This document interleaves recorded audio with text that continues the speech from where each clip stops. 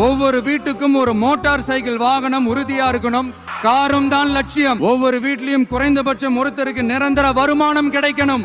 கொடுப்போம் இல்ல, கிடைக்கும் இல்ல, செய்வோம் இல்ல, இருக்கணும். எல்லார் வீட்லயும் பைக் இருக்கணும், வீடு இருக்கணும். பைக் இல்லைன்னு வருத்தப்பட்டு இருக்கீங்களா? இல்ல புதுசா பைக் வாங்கணும்னு ஆசை வச்சிருக்கீங்களா? இந்த லோனு, இஎம்ஐ, கடன் இப்படி எல்லாம் போயிடாதீங்க. அண்ணா ஆட்சிக்கு வந்ததும் கஷ்டப்பட்டு உங்களுக்கு பைக் வாங்கி தரேன்னு சொல்லியிருக்கேன். 2026 தேர்தலில் ஜெயிச்சதும் பைக்கு, வீடு, காரு, வேலை வாய்ப்பு இதெல்லாம் தரேன்னு சொன்னீங்களே, எங்க ஐயா? Bro, it's very wrong bro. நான் எப்ப தருவேன்னு சொன்னேன்? இருக்கணும் தானே சொன்னேன். எனக்கு தமிழ்நாட்டு மக்களை பத்தி ரொம்ப நல்லாவே தெரியும். கண்டிப்பா நான் ஆட்சிக்கு வந்ததும் கேள்வி கேட்பாங்கன்னு தெரியும். அதனாலதான் இருக்கணும் அப்படின்னு சொன்னேன். நாங்க வாங்கி தரேன்னு சொல்லவே மாட்டோம். அண்ணா, சர்க்கார் படத்துல இந்த இலவசங்களா இருக்க கூடாதுன்னு சொல்லி எல்லாத்தையும் தூக்கி போட்டு உடைச்சிங்க. நம்ம பசங்களை இதை பார்த்து சட்னி அரிக்கிறாங்கன்னு கூட பார்க்காம மிக்ஸி தூக்கி போட்டு உடைச்சானுங்க. டிவியில ஓடுறது உங்க படமா இருந்தா கூட இலவசம் வேணான்ற ஒரே காரணத்துக்காக அதையும் தூக்கி போட்டு உடைச்சானுங்க. இப்ப நீங்களே இலவசம் தரீங்களேண்ணா? டேய், நான் எப்படா தரேன்னு சொன்னேன்? இருக்கணும், கிடைக்கணும்னு ஆசைப்பட்டேன், அவ்வளவுதான். உங்களுக்கு வீடு இருக்கணும், வேலை இருக்கணும், பைக் இருக்கணும், உங்களுக்காக ஆசைப்பட்டது தப்பா?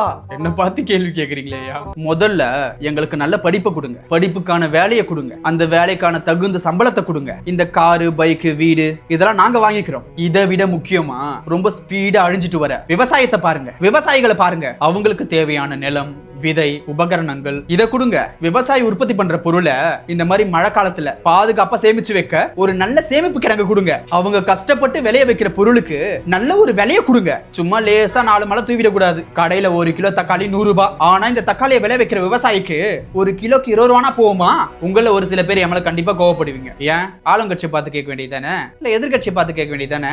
என் அண்ணன் இப்பதான் வராரு, அவருக்கு முதல்ல ஒரு வாய்ப்பை கொடுத்து பாருங்க, அப்பதானே தெரியும் அப்படின்னு சொல்லுவீங்க. ஒரு சேயிங் இருக்குங்க, உன் நண்பன் யார் என்று சொல், நீ யார் என்று நான் சொல்கிறேன். எனக்கு மட்டும் இல்லங்க, தமிழ்நாட்டுல பல பேருக்கு இந்த ஆசை வந்துருச்சு. புதுசா யாராவது வரணும், நல்லது நடக்கணும். ஆனா அண்ணனை சுத்தி இருக்கிறவங்கள பார்த்தா இது ஒரு நல்ல துவக்கமாவே தெரியலையே. அரசியல்வாதினாவே ஒரு சில காம்ப்ரமைஸ் பண்ணி தானே ஆகணும். நீங்க யாரை பார்த்து இது ஊழல் பண்ற கட்சி, இவங்க சுரண்டவங்க அப்படின்னு யாரை பார்த்து சொல்றீங்களோ அங்க இருக்கிற முக்கியமான புள்ளிகளை தானே நீங்க உருவி உருவி உங்க கட்சியில சேர்த்துட்டு இருக்கீங்க. அங்க மக்களை ஏமாத்திட்டு இருந்தவங்க உங்க கட்சிக்கு வந்ததும் புனிதரா மாறிடுவாங்களா? இந்த மாதிரியான ஆட்களை வச்சுக்கிட்டு நீங்க மக்களுக்கு தூய்மையான ஆட்சியை கொடுத்துருவீங்களா?